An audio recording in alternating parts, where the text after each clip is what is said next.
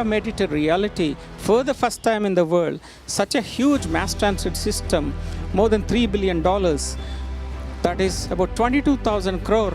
We are able, with investment, we are able to make Hyderabadmetro a reality. And in now phase 2, Honorable Chief Minister Shri Revanth Reddy Garu has got very ambitious program for Hyderabad city. His focus is going to be mainly on two things. That's what he told me on a number of occasions, saying that he kept municipal administration with him because he has got a dream for Hyderabad city and he wants to make his dream a reality. And in his dream, there are basically two components which are forming part, very important part in his dream.